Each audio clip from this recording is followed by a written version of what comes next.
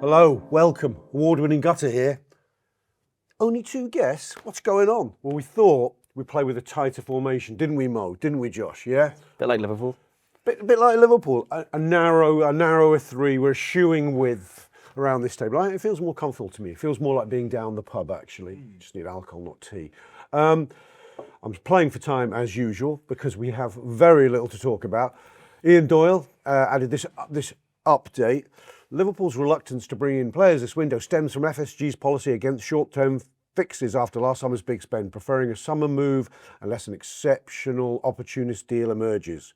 Injuries haven't changed plans, yada, yada, yada. I mean, Can we all sigh a It bit? is a bit one of them, innit? It's a bit of an eye roll thing. I think it's something we've all heard a million times before, and in that context, it's not that surprising. But you and I were discussing this last week, the idea that the only reason to move now is for a short-term thing, I don't think tracks, because there is lots of long-term moves that Liverpool are going to have to do, and as we've seen in the summer, trying to do everything in one go makes it almost more difficult. So perhaps maybe doing one now and then more in the summer actually makes more sense. But It's not like they don't work on these things in advance anyway. It's not one day that the true story of January windows will be revealed. I guess we're all just lying to keep those hapless fans, in the dark. They use this phrase, an exception. Well, Ian Doyle uses this phrase. Whether he's paraphrasing or quoting someone around the club, senior sources at the club, an exceptional opportunist deal. I mean, what does that even look like? Yeah, I'm Who not is sure. that? I'm not sure, to be honest. I think a year ago, Kvaratskhelia was on the market, wasn't he? And it came out that Liverpool were interested, but PSG ended up getting him, and we probably can't compete with the wages that they were offering. So maybe that sort of player, but See, that's an interesting point. Why was he suddenly a January availability issue? Is it because was he almost like a hangover from the summer, in as much as he all could have gone there and didn't quite happen for him? So who's like that? I've got a name straight away that comes to mind. Gutmann insisted.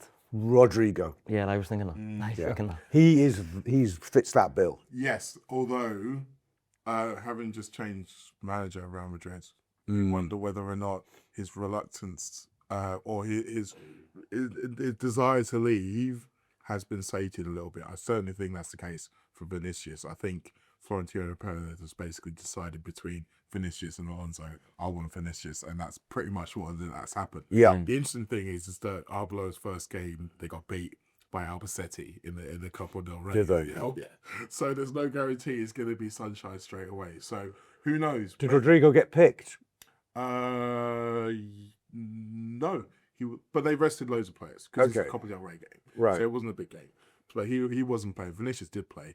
But yeah, they got beat hilariously.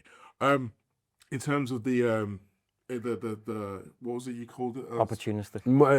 Extraordinary opportunity. Exceptional opportunist deal. There's two ways you can look at it. There's one which is like a player who Liverpool really loved but didn't think was going to become available. Suddenly you get a sniff that they're available and you jump all over them. The other one is, let's say, for example, there's an exciting young winger out there who has made it clear that he wants to come and play for Liverpool. Playing for a club who, Liverpool have got a good relationship with, done deals with. And his name rhymes with Dan Biamande. Maybe it Right. does. Maybe there's someone at that club who has got a vested interest in Liverpool doing well. Who knows? Maybe that club already have 4 other wingers in their squad, so they don't necessarily need. Do they? They have a surfeit, do they? Leipzig. We're talking about Leipzig, everyone. Maybe this is a club that's, only signed this player from a matter of months ago for 20 million euros. So you could see a world in which you could say, well, look, we can double your money that you made 3 months ago. We could put a juicy sell-on clause and maybe even a buyback option in case it doesn't go well. And we'll say, okay, £40 million for this fella. Maybe you could even find an extra squad place for him by selling someone else back to the club that you bought them for, who desperately want to buy said player. Do I have to translate all this? Is definitely not going to use. So that would also represent an extraordinary. You did mention a fee for Yan Diamande there, which sounds a little on the low side. It does sound low. It would be Leipzig having to take what might be seen as a little bit of a blow on it. But, as I mentioned, number one, this is a guy they only bought 3 months ago. and they're like, it's a blow, but they're still doubling their money. They're still getting a sizable sell-on fee if you do it that way, and you could do it so they get first option on a buyback if it doesn't work out in maybe 2 seasons time. So there are ways you can do it where you give them favourable terms, so then they're not asking for the 60, 70, 80 million pounds, which reportedly they are asking for. But that only works if it's a club with whom you've got a good relationship. So this is what I'm talking about in extraordinary circumstances. It's not likely, but you can kind of build a bridge to possibility. Yeah, I feel that particular possibility, Josh, is slim because they've only had the deal they do. I think best case would be a sort of a Naby Keita style deal. Given they did a Naby Keita style deal, you know, they go, sure, we'll do a deal with you, but you're not having him till the summer. Yeah, they're not soft. No, I think they'll be. I think they'll be queuing hold of him. Yeah, they'll just know that. Like, I take your point that they can double the money so quickly, but they can treble it if he keeps playing like this. So what about a loan with an obligation to buy at that price that they want? That means Liverpool still get the player now, and Leipzig still get the money that they want, because essentially, like I say, they don't need him in the squad. They've still got Johan Bakayoko, they've still got Antonio Nusa, they've still got... they got Bakayoko at Leipzig? Yeah. Oh. Yeah, they signed him last year. So they've got players. Well, Bakayoko then. And they are a selling club. We have seen that in the past. And see, the interesting thing for me, Liverpool are probably going to look to buy 2 wide forwards over the course of the next couple of windows. Then you can try and say, okay, well, one of them is going to be one that we're a lot more sure has got high quality. So whether that's a Rodrigo, whether that's a Brandy Barker, who I love to keep bringing up, or one of those kind of more established players, and a young guy who probably looks like he's going to be able to come into that bracket. Ideally, you'd want the young guy to be cheaper, but, you know, the world that we live in at the moment, anyone who's even shown any kind of quality for a little while suddenly become really expensive. So that might not be possible. So if you're doing a deal where you're deferring the funds till the summer, maybe in the summer there's a few more outgoings that you can kind of wager against that can kind of mean that you make the money back without having to do a massive outlay now, which is clearly what the club don't want to do. Tell you what's interesting, whenever I think about what forwards, we'll come on to defenders in a minute, it's a whole other big elephant in the room. When you think about the plan ahead, with just park the urgency of needing bodies in this January, Josh, by this time next year, if things are going according to plan, and Onslaught has hopefully kept his job because we're doing better, what do you think he thinks his ideal front three is looking like? Well, this is how does it set up? You see, this is. Yeah. I think we still haven't solved the Florian Wirtz conundrum. This is a long-winded way of me putting that to you. Yeah, it's hard. I think Slot's game revolves a lot around having like game-breaking wide players. So I think any system that he's going to move towards is going to consist of wide men who are, you know, top quality. So I think the future of, like, you know, a diamond, for example, with a front two, I think that's a temporary thing at best. I don't think that's going to be like a future thing. So I wouldn't be surprised if it's just still 4-3-3, 4-2-3-1, something along those lines. Wirtz maybe is your 10, and you've got red arrows either side of him, which should benefit him. We haven't really had that this season. Are you certain, but Wirtz, let's call it what it is. Are you talking in a 3, so he's a false 9/10 in a 3, or is he in the middle, or have you got 3 players ahead of him? How are you seeing? I would kind of have 3 players ahead of him. Yeah, like Isak, you know, whoever you want on the left, whoever you want on the right, and then a midfield 2 behind him potentially. But it's hard. To me, that's an undermanned midfield, right? Because Florian Wirtz isn't a midfielder unless we. Where would you put him then? Because you can't. I'd only have him in the front. Do you know where actually I'd put him? Now, a false.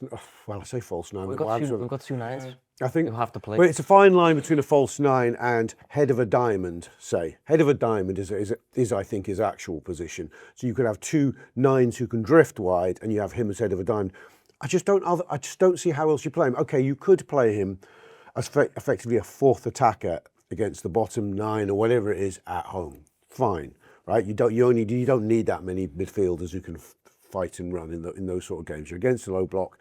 You want forward players who can unpick defences. But that's not enough for the games. Well, I think we could absorb Wirtz as a 10 easier if we had, for example, Arsenal's fullbacks. But the problem is you've got Kirkers wanting to be up here. Yes. You've got Frimpong and Bradley wanting to be up here. You've got Wirtz, you've got Isak, you've got, Salah, you've got Gakpo. It's a team of attackers, so we haven't got much of a behind the ball presence, players who want to carry the piano sort of vibe. It's almost like we bought for a bloody 4-4-2 though, because where your width comes from your attacking fullbacks. Or a back three. Or a back three, yeah. It's, your first point at the beginning of this section was, Arne Slot is a guy who likes wingers, right? Call it what it is. But he went into this season, him and Richard Hughes did their summer's work, and they worked real hard to bring in big names. They didn't buy a winger worthy of the name, and they sold the main winger we had. They know damn well Mo Salah is not playing like a traditional winger. He wasn't beating his man one-on-ones. He wasn't take-ons getting behind overloads. Cody Gakpo never goes outside his man. So, and even so, you still only had 2 of them in the bloody squad. So they went into this season reducing our stock of wingers, increasing our stock of central players, 2 orthodox-ish strikers. Honestly, we bought a ton of central players. We bought a ton of central players. To the point where it makes you think that they are trying to change the focus from the width to the centre. Yeah. I know that what Slot generally wants to do is have those wide attackers, but whether or not he has been persuaded or whether or not he has been encouraged to look at things differently, I think if you are putting that much money into those 3 central guys, then you are saying that this is where our focus is going to be. Now, there's one new ways of doing it. You can say that you'd have the 2 of them as 9s, Wirtz as a 10 in behind them, and then you're hoping to have 3 midfielders who are going to be more... This is my formation, yeah. Or you And bombing on fullbacks. Or you can look at it and say that maybe you're going to want to have the 2 narrow 10s and the number 9, and then again the fullbacks are released to be higher up, and then you have a central block of maybe 2 centre halves and 3 midfielders, and look at it that way. But the fact that they have not bought any wingers, and the fact that they haven't really kind of looked to buy, I mean, there was obviously rumours around Malik Fofana, but they didn't really feel that concrete. It never got to the point. It was almost like people were saying, oh, well, we're obviously going to buy someone like that because Diaz has got. There were probably people in the club who wanted Liverpool to replace Luis Diaz with a like-for-like player, but then there were probably others in the club who were like, well, no, centrally, this is going to be our plan. I mean, I just think from a point of view of how much money Liverpool have committed to those 3 in the middle. It's hard to think that they're not going to have a plan where they all play at the same time. Well, when you said before about being, Liverpool or Slot might have been encouraged to think a certain way or whatever, do you think there's any prospect, though, of, like the emoji where you've got heart eyes? Yeah. Do you think there's been any of that where you've just been, like, almost... Starstruck what was by available. the prospect of getting in them 3, and you've thought, they're that good, we'll figure it out later. Yeah. It sounds very naive, and it sounds hard to... I don't think so, Josh. There's a number of conclusions you can draw, and they're not the trouble is none of them are satisfactory. That one, you can draw that conclusion because it seems they've got it wrong, but I don't think it's quite that. And you can draw the conclusion, we were also trying to draw that, were they buying for a 3-4-3 or a narrow formation? But then you go, but he loves wingers, so it doesn't feel like it's that either. So somewhere there's a riddle in this, so there's an answer. If they were buying central players, planning to eventually move to 3 centre halves, well then, dare I say it, they needed to have bought more than 1 in the summer, and they probably need to buy them more than... So we can rule that one out. This is what I mean. I don't think Embarrassing. I don't think the plan was 3 centre halves, though. No. And I do think there's an element of prioritising quality above, like, profile fit to the extent that it has got a little bit out of hand maybe in one summer, and now there's a lot of fixing that you need to do maybe, and that's what frustrates me with the initial quote that you came up with from Ian Doyle about short-term stuff and that. My problem with that, I am absolutely in that camp of, if you've got a bit of a sticky situation for 3 months, don't go and buy a player on a 5-year contract. I am absolutely in agreement with that. My problem with it is the voids Liverpool have are long-term voids. Regardless of injuries, you need a new centre-half. Regardless of injuries, you need at least one new winger Yes. in the near future. So Yes. they are voids that regardless are there. So I So would, go and fix them. I mean, exactly, yeah. What are you waiting for? look at the 4 centre backs Liverpool currently have in the club. This time next summer, 3 of them are going to be out of contracts. Yeah, well, we don't And know. the only one who isn't is currently recovering from a long-term injury. We'll come on to centre-backs in just a second because the argument about injuries forcing the need for a move for a centre-back it isn't an issue because we've needed one since we didn't get Marc Guehi since the get-go. So that I think I'm still trying to wrestle with what Liverpool's buying looks like in the summer. Given I want to get to the bottom of this formation thing. There is one sort of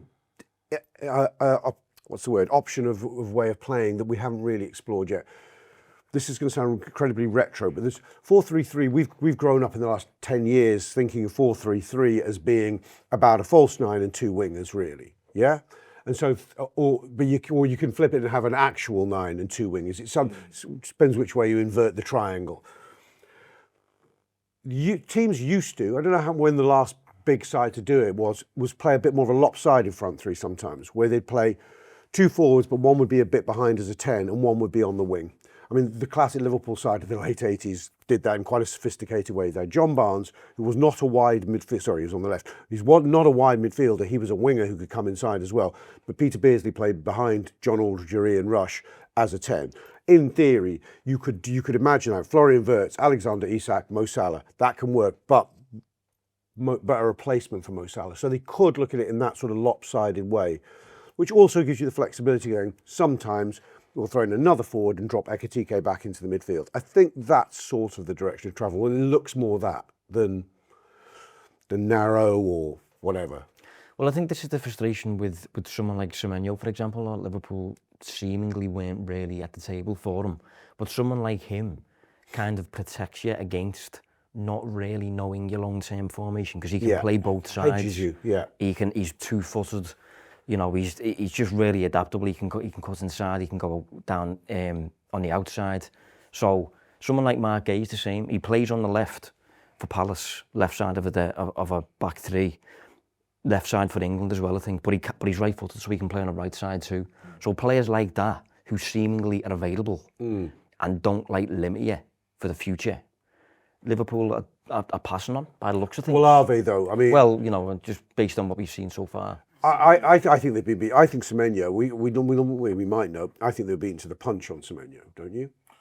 Well, I mean, it's difficult, isn't it? Because if you're Antoine Semenyo, genuinely, do you think that Man City are a better long-term plan for him as a player? Not just in terms of are they going to be more likely to win trophies than Liverpool, but is he more likely to feature in the biggest games than he would do at Liverpool? Because at the moment, City have got a lot of forwards, and yes, Oscar Bob's probably going to end up moving on.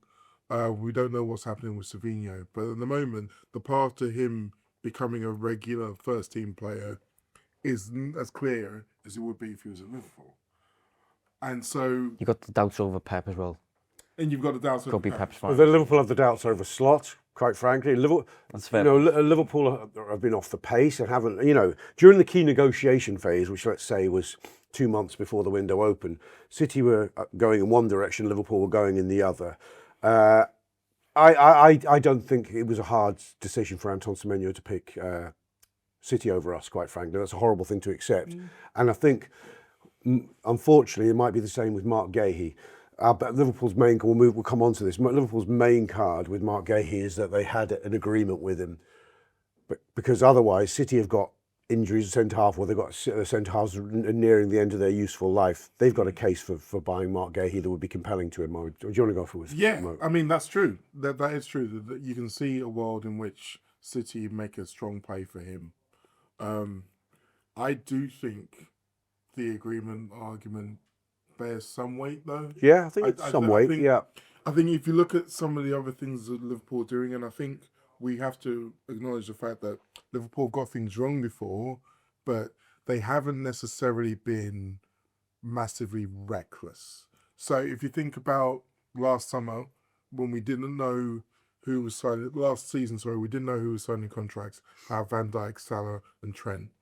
Eventually, it turned out that only one of them didn't sign a contract. And when his sale to Real Madrid was confirmed, his replacement was signed within hours.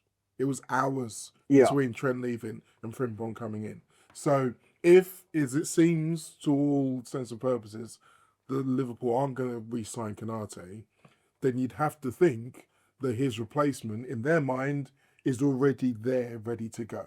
And the only person that makes sense for it to be at the moment is Guehi. That's just for me trying to look at it from a logical perspective. Now, you're right to say that City might be able to offer him more wages. They might be able to say, look, John Stones is leaving. He's been the mainstay of our defence for 10 years. Ake, we're not sure about him anymore. Kusanov, we're not sure about him. So you can come in and you can be the rock of our defence for the next 10 years. And that might be appealing to him. Who knows? But I also think that Liverpool wouldn't really be taking this much of a risk with that happening. It's a fair point. Sure that it wasn't going to happen. The trouble is we're flying blind as always as fans, and this is the issue. So we panic. Oh, that's what they were doing all along. This might be very true with Marc Guehi. I mean, the manager made, whether it was putting pressure on his back of house team or not, he made it very clear, and it was at the last press conference, that he has to go through the next virtually a whole second half of a season with 6 defenders for 4 positions.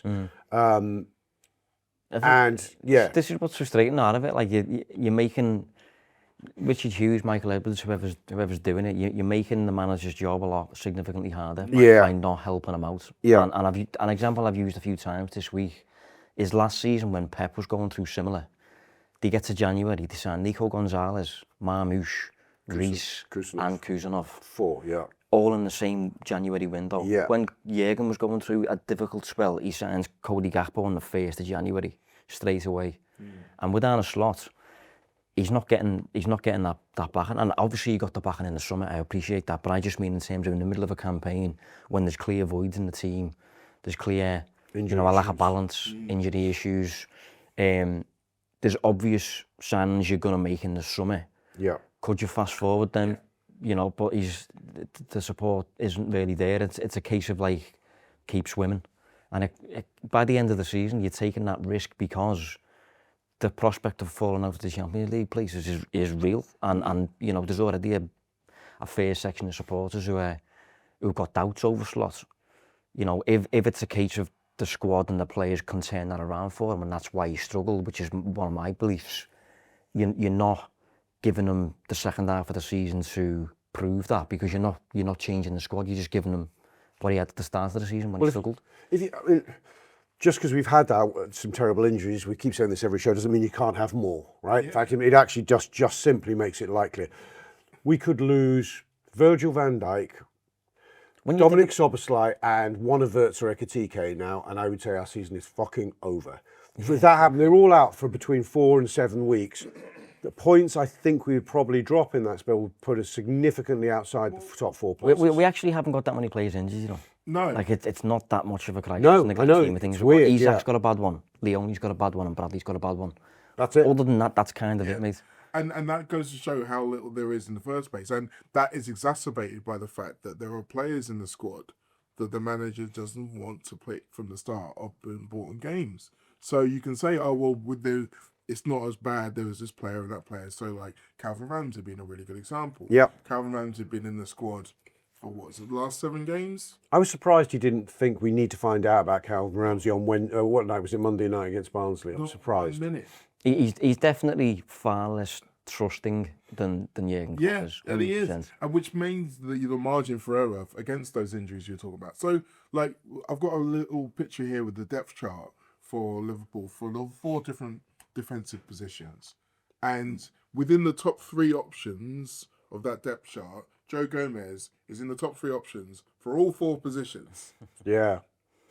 So Joe, I'm rarely available. Exactly. So you talk about Virgil van Dijk injury would be terrible. Joe Gomez injury, which, as you mentioned, based on history, is not entirely unlikely. Yeah. That would leave us with a massive problem. Yeah. And you can talk about how much the manager wants a smaller squad. You can talk about how much you want to be able to, like Josh was saying before, you're not spending because of a small issue. You're looking at the wider issue, but there come a point where those two ideals of the small squads but players who I just don't want to pick are in conflict with each other. There has to be some kind of compromise on one or the other. And I don't think the manager's suddenly going to start picking players he just doesn't want to pick. So that comes into what Josh was saying before about if you are players you want, then maybe we bring it forward. Maybe that's the only way it happens. The problem is in having players he doesn't want to pick and not picking the mofos is you're likely to overplay the players you do want to pick, and in which case the players you don't want to pick eventually do get to play because you didn't pick them. If that paradox works for you, and have no confidence that they from the manager can go out and do it, and no rhythm, and no, I mean we're sort of criticising the manager here, but I'm afraid it's hard to look at Liverpool's resources and not think of people like Calvin Ramsey, Welity, Lockie, Rio Ngamoa, and thinking reasonable chance if you're a betting person that these lads could see some serious game time between now and the end of the season. They could get starts. Not the manager will want that to happen, but as I said, we're only 3 more injuries away from that being a choice he doesn't have. Yeah, I think the difficult thing about January windows, and I asked you this earlier in the week, didn't I, on my podcast about like we didn't move for Semenyo, okay? Like let's say we just turned down those. Well, there was no plan B apparently anyway, even if you know. Well, if I gave you the option of Semenyo this month, or you wait 6 months and you get Rodrigo, or you wait 6 months and you get Barkley, Liverpool realistically have to weigh up choices like that. Sure, of course so they do. You know, if that was you, where do you go, for example? Because Liverpool can't come out and say we're getting him in 6 months. Don't worry. Well, actually, we found that out with Konate though, didn't we? A few years back, we desperate for a centre half. We end up getting Kabak on loan, Ben Davies, and we're all like, what's going on? 6 months later, Konate walks through the door as one of the best in Europe. One difference, though, here, in when you pose that question is, and go back to something you said earlier, regardless of injuries or whatever, Liverpool probably need 2 in these problem areas, right? You could make a case for 2 centre-halves, easy, minimum. I would say 2 wingers. Two pacey wide forwards, at minimum. So if you gambled on Semenyo, that doesn't stop you going back for your Barkley or your Rodrigo. You know, especially given the Mo Salah situation. You know, it looks credibly likely that we won't have him next year. So the work you've got to do, you've got to do it. The other thing with Semenyo is that because he was homegrown, it meant you didn't have to move someone else to bring him in. That's a good point. That's a key point at the moment, actually. Yeah. But I mean, Marc Guehi as well. You could argue the Semenyo one don't go in from if you go Barkley and Rodrigo or Barkley and Elise have all but said they're defo coming in the summer. Now, if that's the case, then I can see maybe you don't take Semenyo and suck it up. But I doubt that. I doubt they can say with any amount of certainty that they're coming. The Semenyo thing is slightly. I forgive the club on Semenyo for a simple reason. I think he chose City over us, and I think they've known it for a good month, and therefore the club, like City did with Wirtz, pulled back from the thing. Went, no, we're not in the race for him. My problem with the club's approach is, what was the plan B for Semenyo? And don't tell me it was one that happens 9 months later, because that's not a plan B. That's a plan for another season. Seasons exist within their own rights, and as supporters, I think we're entitled to say we can't just have them written off. You know, we go every week, we live through this, and I think a manager would think that too. I can understand if you pull a lens back and you're running a football club or a sports institution like FSG do, you go, hey, look, we only need to win the Super Bowl or whatever they call it out there. You'll tell me 3 times out of the next 5 or 4 out of the next 7, and that will have been a huge success. And you could say, our aim is not to win the Premier League every year. That's ridiculous because things can go against you. But if we win 3 of the next 5 or 4 of the next 7, that's brilliant. And we can plan that way. I suspect they do that. The problem with that is that if you are trying to attract players, and the players you're trying to attract are also being courted by the teams who do win the title this year, like Arsenal, or maybe do win a Champions League this year, like City. Obviously, Liverpool can still do it as well. But if, for example, like take Elise as an example, like Liverpool said we're going to go hard for Elise in the summer. Say Arsenal also trying to do the same. Say City also trying to do the same. They're ahead of us in the pecking order because they've won shit. And the season has kind of ended badly, and Liverpool maybe changed their manager, and then suddenly they were not. It was an attractive prospect. So even if you are trying to deal with a short-term issue in order to put together a mid to long-term plan, you can't ignore the short term.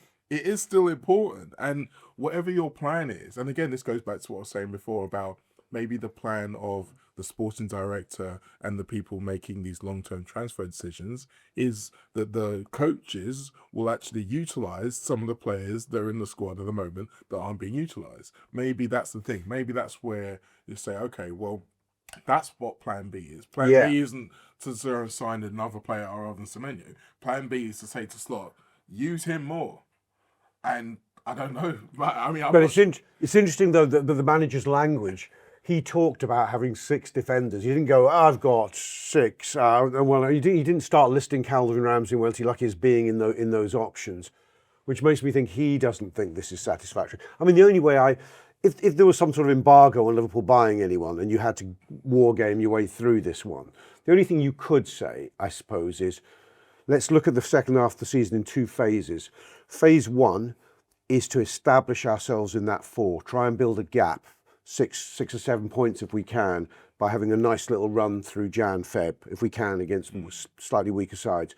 Then we're able to maybe make some compromise selections in the latter stages of the Premier League, because our ambitions don't extend higher than 4th, and therefore have players fitter for the European Cup. But that's a delicate balancing act. But it's kind of probably what Liverpool are going to have to do.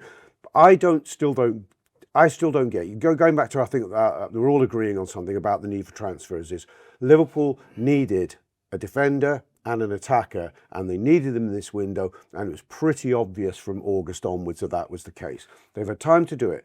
Now, it's not ideal January, Josh, obviously, but you've got to have a list. I think it extends to player number 18. Do you know what I mean? Can't have Semenyo, can't have Barcola, can't have Rodrigo, can't have Elisa.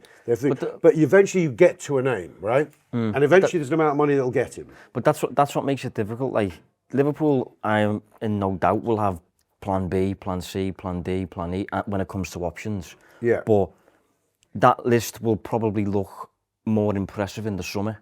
So then the best option you can get in January now, because Semenyo is gone.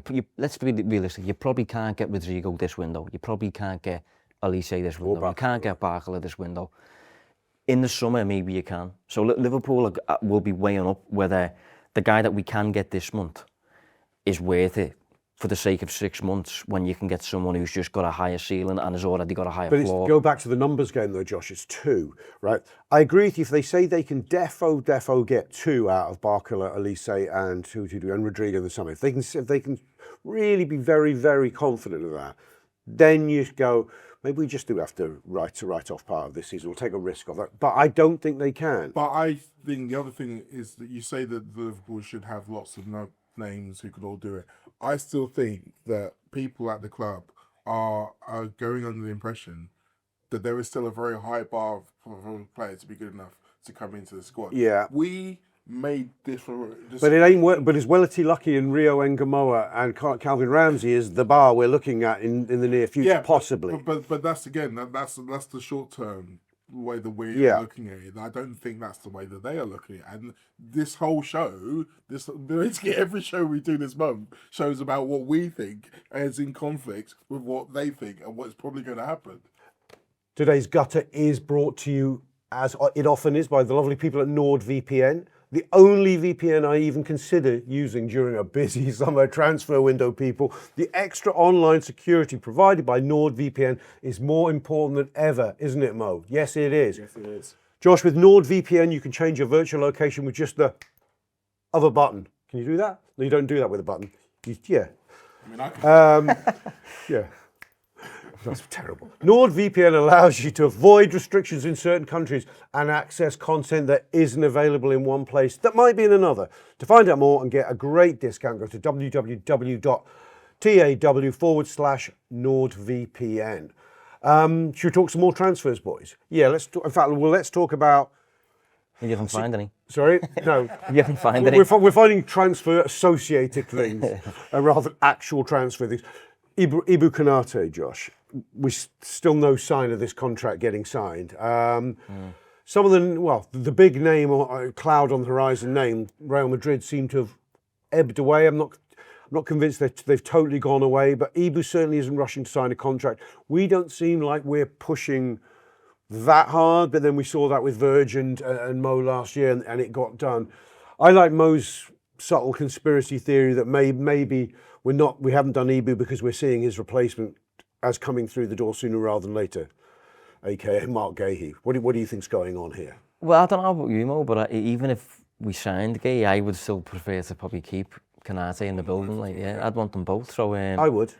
And I think the fact going back to what I said earlier, the fact that Guehi can play on the right and he can play on the left would allow him to partner Virgil and then potentially long-term replace Virgil when he leaves. I think he's 34 now. So I would have an interest in keeping Konate in addition to adding Marc Guehi, but I'm not quite sure what is going on there and what's happening. I mean, he did seem to be putting a lot of weight on the fact that Real Madrid were insisted to come out publicly and say we're not. I don't blame them based on what we've seen this season. But how old is he? 25, 26? 26. He's massive. He's very fast. He's a full international, vocal. He's prone to standing on a rake and shooting himself in the foot. But he can head a ball away. Yeah, he's still, for what it's worth, for what's out there, he's still very, very good in comparison to the large majority of centre-halves. So I would still really like him to stay, but it depends. It completely depends what on earth he's asking for and that sort of thing. Do you know what's an interesting thing? Just came to my mind. The Real Madrid situation, just parked the fact that they seemed to be a backing off. I felt the longer Alonso was there, the likelier they were to possibly talk themselves back into Konate. Because Alonso's system, his three at the back system, idealised system anyway, you can't have too many centre-backs of a pedigree in a squad. I think if they got, I don't know what is Arbeloa moved back to a 4-4-2, although I think Arbeloa or 4-3-3. Well, I mean, there was only one game. There's only one game. So. But let's put it this way: Alonso's need for centre backs are greater than other ordinary managers' need for centre backs. Is my ham-fisted point. Yeah, that's probably true. I mean, I guess it depends upon how you feel about the ones they've got, because at the moment they've got Raul Asensio and Dean Howson, who are two young up-and-coming players who think, okay, well, they're two good players. You can see a future where they're definitely going to be able to be maybe a partnership. But then you look at the older guard, as I call it, you've got Eder Militao still knocking around, Rudiger. I think David Alba's technically still there. Yeah. I think they've all got injury issues ongoing as well. So you'd imagine that all three of them are at some point in the next 12 months going to be leaving the club. So again, it becomes a situation of, well, how many do they want to have? If you say, well, Asensio was kind of someone that came through the youth team, and then they had four first choice centre-halves. Then they had Tchouaméni, who could also be the extra option. Yeah. So if they're losing two, they're probably going to want to buy two. So even if they're not necessarily going to be playing three at a time, they probably still want at least 4, maybe 5 at the club at the same time. So they might still be looking to bring in a couple. And then you look around, I still think PSG would quite like him. I mean, Marquinhos, he's 31 now. I believe he's got 2 more years on his deal. He's probably not going to sign another one. They've just got Zabani though. They have just got Zabani. Who plays on the same side as Konate. Oh, that's true. But I don't think he's had the best season though. But you know, you can't just. Real Madrid could choose between 2 free centre-halves from the Premier League, Marc Guehi and Konate. They could go for both or one. Now, which one would they go for at this point? There's someone else that we need to bring into it. Ibu's old mate, Dayo Upamecano. Yeah. He's also getting to the final year of his deal. Yeah. And they were also making noises about trying to get him to sign. Now, this is very similar to the situation Liverpool were in last season with Trent and with Alphonso Davies. Alphonso Davies signed, Trent didn't. Like, are Bayern in a better position to maybe say to Upamecano, we want to keep you, so we're going to keep you. And then if he take another man off the board, does it become more likely that... Is he free in the summer, Upamecano? Yeah, end of the deal. That's very interesting. So it will be... That's 3 elite centre-halves on the market in the summer and a lot of buyers out there. And obviously, who gets picked to be the starting player alongside Saliba for France at the World Cup might also have an influence over that situation as well in terms of who becomes the more desirable defender. Well, Saliba's just digressing onto Saliba. He signed his contract recently, didn't he? Has Gabriel signed a new contract? Is he likely to be in the market in the next 2 years? I don't know. But there's a few, I think Van Heck has about maybe 18 months on his deal. Schlotterbeck has, I think, 18 months on his deal. So the market, the top quality options in the market. Branthwaite has a release clause, allegedly. Well, I didn't know that. That's interesting. But there's a few options, and with them having 18 months on the contracts as well, you know, are they realistically like impossible to land now in this window? 18 months on the contract. And again, I just think, and I've said this to you before, and I've said this on here before, but the normal reticence around January transfers is mitigated by a potential World Cup tax for any players who goes there and does well. That we've seen that, and that's still a live thing. If you are trying to secure a deal with a player who's possibly going to go and do well in the World Cup, it's better to try and do it now rather than after the summer.